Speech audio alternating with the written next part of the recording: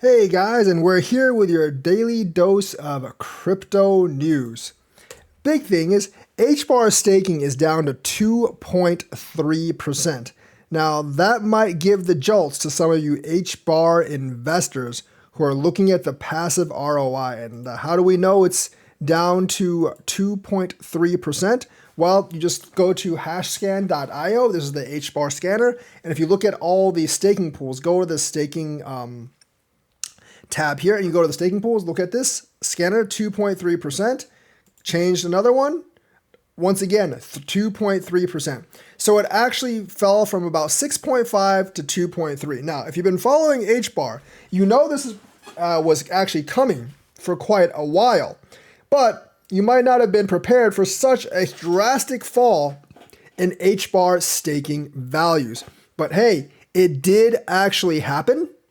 And unfortunately, that might actually get a lot of people to actually go somewhere else besides HBAR, because some people were actually in it for that passive staking income, which is unfortunately no longer there for HBAR. So HBAR, definitely, if you're looking for big staking values, you might want to look elsewhere. I'm still pretty bullish on HBAR's future prospects because they do have DeFi, but they really actually need to get that DeFi system up and get more people locked in value and have more liquidity on those pairs, because the staking incentive has actually just kind of gone down the drain. I mean, it's still better than zero. I mean, like, you still have staking incentive, but it is lagging behind other chains right now at 2.3%. At 6.5, it was very attractive. 2.3, it's not that attractive. Like, it's below Cardano, it's definitely below Cosmos and others. And even though it was expected, because as you get further along in the chain, there's going to be less rewards because they do actually need to control inflation. People aren't going to like this change all of a sudden. And I think there is going to be a little bit of a dip in Hedera price. But that also means there might actually be a chance for you to actually pick up some cheap HBAR in a couple of weeks when people actually start selling out, assuming there's not a Bitcoin pump. If you want to be safe, just sell into Bitcoin and then buy some HBAR if it actually goes down, since the staking is down. I've looked at like the stuff through DeFi Llama. It does not look like Hedera's DeFi is actually expanding by that much right now, but Hedera has actually kind of made its name on industrial utility rather than DeFi. But I do think in the next bull run, you will want Hedera to actually get that DeFi up if you want those ROI returns. Now, would I keep staking with Hedera if I had Hedera? Probably, if I really believed in the project. I mean, realistically, the difference between 6.5 and 2.3 is only like 4.2%. It might sound like a lot, but if you're only holding for like, 1 year or something before the bull run, it's honestly not that much if you really think about it. 4% isn't really going to make or break the bank. And if you're actually doing DeFi and HBAR, it probably doesn't matter anyways. But for those people that were actually looking for like solid returns on ROI due to HBAR, they might look elsewhere, and that actually might result in a price dip for HBAR because the staking percentage actually went down so much. There's a senator, Cynthia Lummis, a pro-crypto senator, and she filed a legal brief for supporting Coinbase for SEC case dismissal. Now, her filing an amicus brief, a friend of the court brief, supporting Coinbase is more important than us filing one, us individually, because we're just peons. Now, she is also a peon, but she's a more important peon because she actually has votes in the Senate, which is the upper chamber of Congress, and that actually has a lot of power. And, a government official, a political official filing this, I think Coinbase has to take note. And her reasoning is more official than anyone else's, because like she files an amicus brief supporting Coinbase's dismissal motion against the SEC. So she's making her anti-SEC position known, which I think is a big deal. So Senator Lummis argued that the SEC is attempting to circumvent political process by establishing itself as Cointelegraph as the main authority on crypto. So crypto-friendly Senator Cynthia Lummis has filed an amicus brief supporting Coinbase's motion to dismiss the U.S. SEC's lawsuit against the firm. She specifically says the SEC brings this enforcement action in the midst of debates in the halls of Congress and around the world about how crypto assets should be regulated. The Constitution empowers Congress, not the SEC, critical point there, Congress, not the SEC, to legislate in such an area of profound economic and political significance.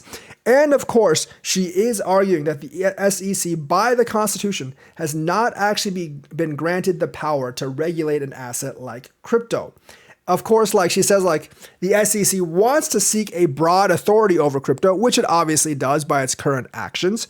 But she says like the Constitution does not give it such powers, and those powers are actually limited to Congress. Congress needs to grant the SEC such permission, but Congress has not. And so the SEC is overstepping its authority. So I do actually think this actually helps bolster Coinbase's case.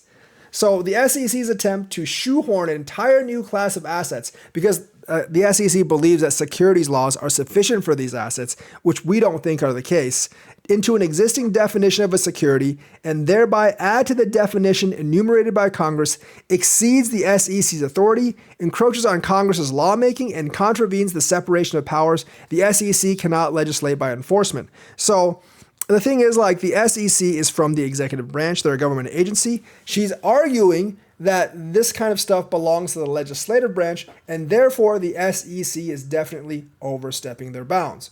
Loomis is not alone in filing an amicus brief supporting Coinbase's motion to dismiss. On August 11th, crypto advocacy groups including the Blockchain Association, Crypto Council for Innovation, Chamber of Progress, and Consumer Tech Association also submitted a joint filing. Basically, like, there's a lot of people supporting Coinbase because I think they all know that if Coinbase is successful in getting the case dismissed, the SEC's claims of their authority over crypto will be decreased by a lot, and they really won't have the authority to go after crypto projects, maybe except for institutional sales. And that is why the SEC is suing both Hex and Terra Luna right now, because they want an easy win to bolster their case for an emergency appeal, which they are not likely to get from Judge Torres, because judges generally don't like their decisions getting emergency appeal. Vechain has started a 60-day developer campaign, and they want people to develop sustainability apps with EZA, and they have prizes to bolster this. Now, the thing is, like, I do think they should actually get people to actually work on the DeFi stuff, but some apps is better than no apps. Obviously, Vechain wants sustainability apps to bolster its industrial adoption. I'm not really sure if that's the way to go about increasing the price of VET, but they're obviously looking at more the long term. So they're obviously Vechain's being used by Fortune 500 companies. It's called the 60 Days of Vechain, and participants will join in person at the hackathon before the end of September. So more than half of them are slated to actually do that. I think this is good for increasing the Vechain ecosystem. But the thing is, like, we do actually want some of those DeFi projects in there. And these are mainly going to be sustainability projects, which are cool, but I'm not really sure if they're going to result in a lot of money actually locked in Vechain, which is actually what we need. It will get some FOMO up and running, though, and it will bring more people into the ecosystem. So it's good nonetheless. Obviously, Proof of Work 2.0 being finished last year was a big boon for Vechain. So they're very excited about this.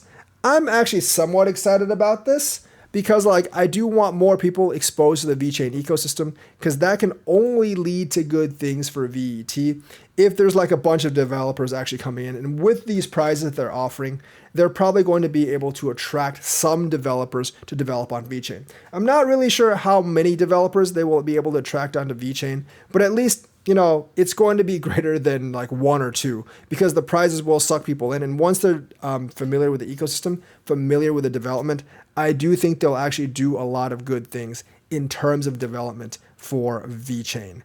So, you know, Vechain has another thing to be excited about. I do think like this will be good for the ecosystem. In other news, JP Morgan owes the Fed more than $3 billion. Well, they're going to put up $3 billion to restore the FDIC fund, and they're not the only bank. But I think the $3 billion is very cheap for them, given what the Fed actually provides for them. Let's not forget, they got a sweet, sweet deal on buying some of those banks that have actually gone bankrupt. So, like, I think they've gotten more than their $3 billion worth. Plus, you know, like, the fines that they get levied, even though they might seem big to us, they're just a slap on the wrist for a JP Morgan to keep doing business as usual. But it is good that the FDIC is getting replenished, and mostly at the expense of the big banks. They need to actually pay their fair share after ripping us off so many times. So it expects to pay about $3 billion to help the FDIC fund. JP Morgan Chase has agreed to set aside about $3 billion to replenish the FDIC's fund once proposed rules are finalized by the bank regulator, the company said in a filing on Thursday. U.S. banking giants are expected to shoulder the bulk of costs to refill the fund, which was drained of $16 billion this year after the three banks collapsed. But these big banks are the ones that bought up the little banks, so they've gotten more than their value from this fund. But at least, they're going to pay back about $16 billion. Wells Fargo is on the hook for a lot of money as well, if you want to know, because Wells Fargo got some kind of like special $1.8 billion thing from the Fed. But this is after years and years of the FDIC and the Fed benefiting these big banks. So it's only fair that some of these big banks pay back part of their fair share. Obviously, it's not their fair share because they've experienced a lot more benefits, but at least, hey, it's something. It's $16 billion worth of something. They've probably taken trillions out over the years, but hey, it's better than nothing, and it's a token appreciation. So that's the news for today. Let me know what you think. Like and subscribe, hit that bell notifications button. Thank you, and have a nice day.